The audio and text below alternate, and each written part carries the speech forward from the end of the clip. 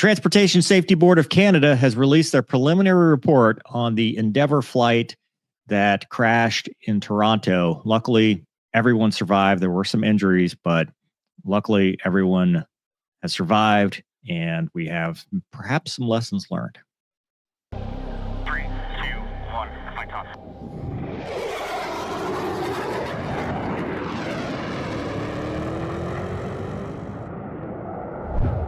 All right, so this is the Air Transportation Safety Investigation preliminary report. Obviously, it's preliminary, so no real probable cause yet, but they have some good information about what happened. On 17 February 2025, a CL602D24 CRJ 900LR was operating Endeavour Flight 4819 from Minneapolis, St. Paul in Minnesota to Toronto, Ontario. During the landing on runway 23, the aircraft impacted the runway. The right wing detached and a fire ensued. The aircraft overturned and slid down the runway, inverted, coming to rest near the intersection of runway 23 and runway 15.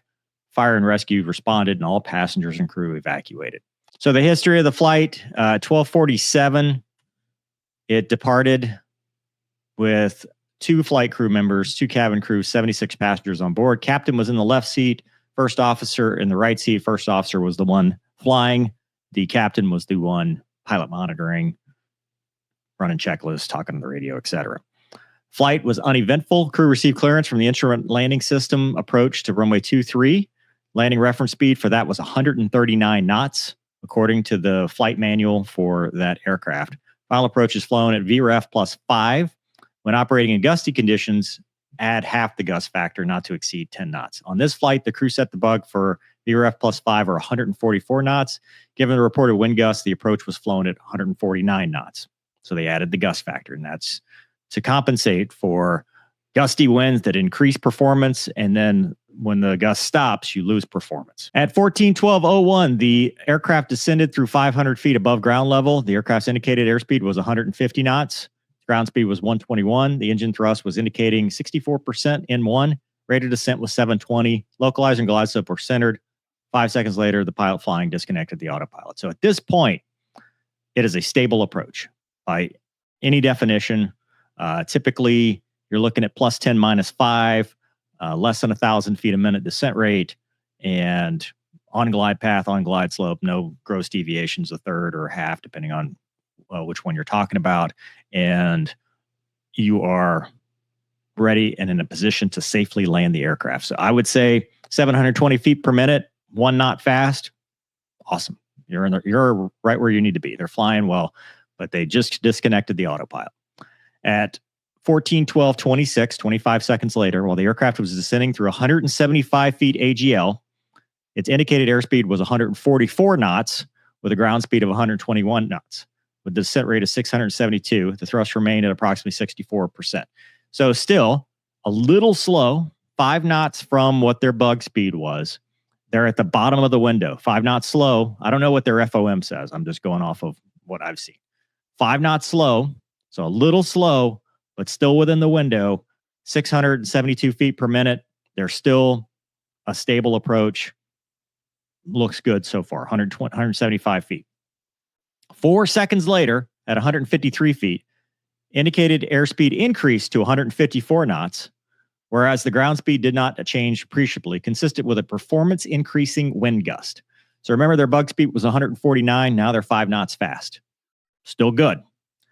The pilot flying pulled back the thrust levers as a result over the following 5 seconds. N1 decreased from 64% to approximately 43%, where it remained until touchdown.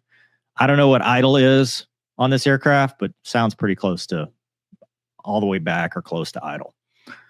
Then the airspeed began to decrease. So you can already see right here, we're trending in the wrong direction.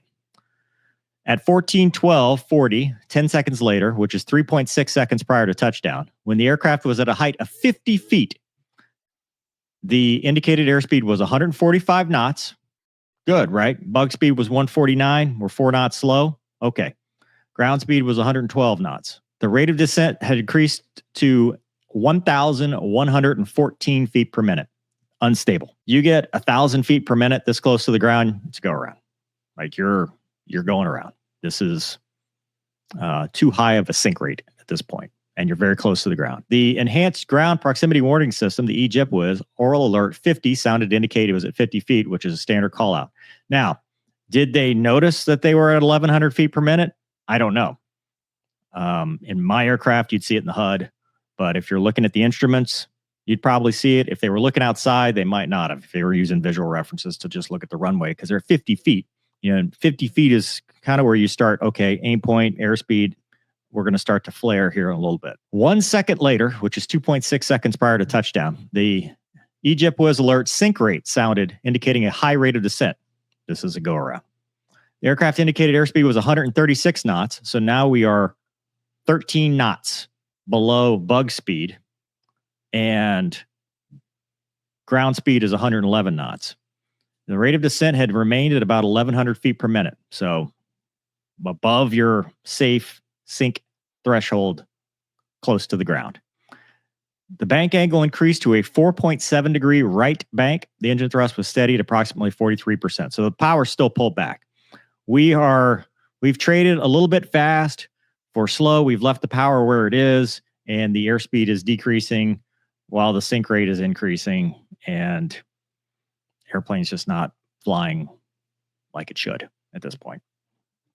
At 14:12:42, so 2 seconds later, which is 1.6 seconds before touchdown. Now you realize we're only talking in 2 second intervals, so this is with a micrometer. I mean, it's very hard for this to be perceptible by the human brain, unless you're like in temporal distortion or something, but still, we're looking in 2 second intervals. The aircraft's indicated airspeed was 136 knots, still 13 knots slow, and its ground speed was 111 knots. The aircraft was slightly below glide slope, but on the visual segment of the approach and tracking runway centerline. Rate of descent had increased to 1,072 feet per minute. The bank angle was 5 degrees to the right.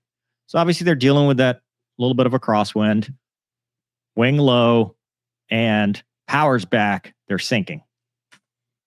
Less than 1 second before touchdown, the aircraft's indicated airspeed was 134 knots and its ground speed was 111 knots. The bank angle was 7 degrees to the right, which is significant. Pitch angle was 1 degree nose up, and the rate of descent was 1,110 feet per minute.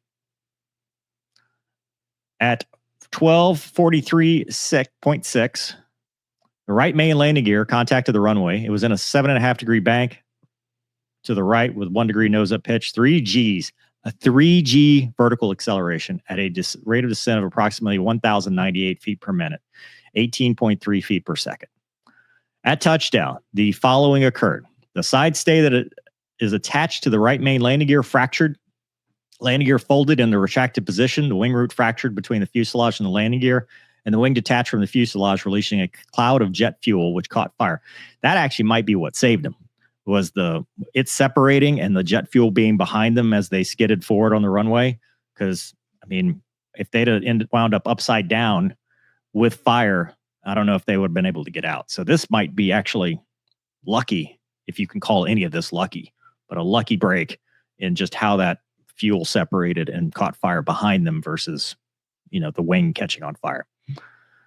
The aircraft then began to slide along the runway. The fuselage slid down runway 23, rolling to the right until it became inverted. A large portion of the tail, including most of the vertical stabilizer and the entire horizontal stabilizer, became detached during the roll. The aircraft went off the right side of the runway in a snow-covered grass area and came to rest on runway 15 left near the intersection with runway 23, about 75 feet beyond the right edge of runway 23. The right wing, including the right main landing gear, became fully detached from the aircraft and slid approximately 215 feet further along runway 23.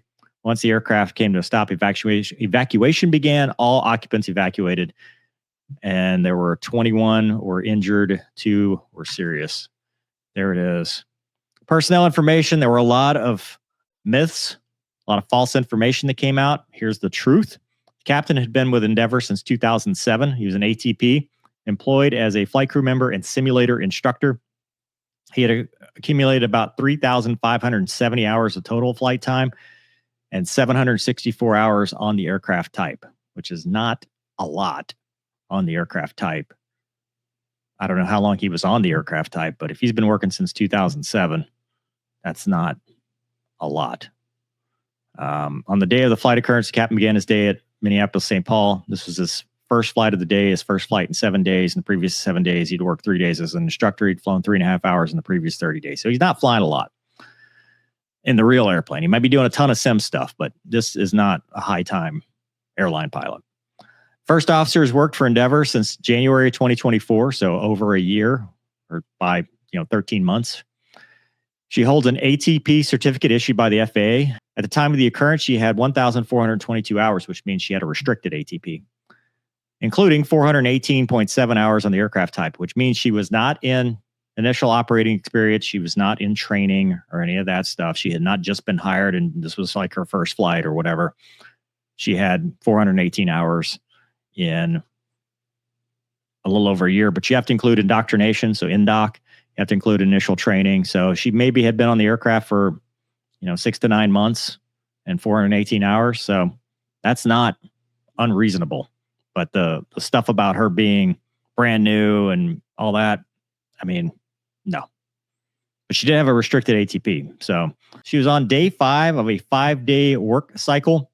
On the day of the occurrence, she had begun the day in Cleveland with a flight that departed at 08:19, so probably 7:19 sign-in, so not super early. Upon arrival, the first officer had 1 hour and 48 minutes until her next flight, which is not a quick turn. That's pretty reasonable. Over the previous 30 days, she had conducted 3 round-trip flights into and out of CYYZ, not including the occurrence flight, so Toronto. She had 56.3 hours in the previous 30 days. She was flying a lot. She should have been proficient. She's flying a good bit. Flight attendant in the forward section had 3 years of experience, all of them with Endeavor, and the other one had 11 years, including 5 years with Endeavor. The forecast or the report indicated 28 gusts to 35, 270 true. So kind of a quartering headwind, kind of slight crosswind. 6 statute mile blowing snow, broken at 3,400. And then the following the occurrence, the next one was 270 at 20, gust to 32. So 12 knot gust and 6 statute miles blowing snow. So for their standard procedures, they flare between 30 and 20 feet by increasing pitch attitude as needed to slow the descent rate while continuing to reduce thrust to idle. At 20 feet, back pressure on the control columns maintained as necessary to hold a constant pitch angle. In addition, manual states pitch attitude at touchdown should be between 3 and 8 degrees, depending on the landing reference speed of the aircraft. If the pitch exceeds 11 degrees, there's a risk of tail strike. A hard landing is defined at vertical speed greater than 600 feet a minute. They almost doubled that. So yeah, definitely a hard landing. Flight controls, flaps and slats were fully deployed and they were measured 10 inches of both. They don't find anything wrong with any of the flight controls or the wings. No data, no warnings or cautions associated with it. Everything looks good so far. This is preliminary. We don't know. The engines were found to be free to rotate. Everything seemed to be normal, no abnormalities.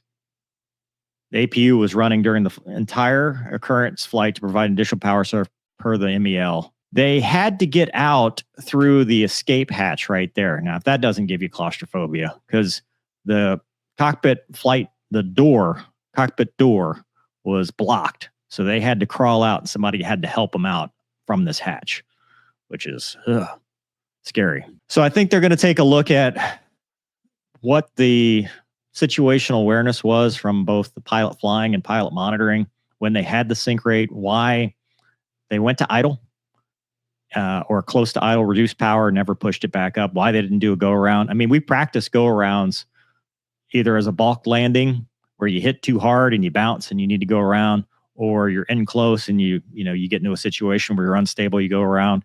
It's not fun, but it's something that any airline pilot should do. And I think if they had recognized the high sync rate at 125 feet or, even at 50 feet, they might have been able to salvage it and go around. But we don't know what they were talking about, what they said to each other, if anybody recognized it, if it was a proficiency issue, new to the aircraft in one seat and not flying a lot in the other seat. But again, he was a sim instructor, so you would think he's seen a lot of common errors. But I don't know.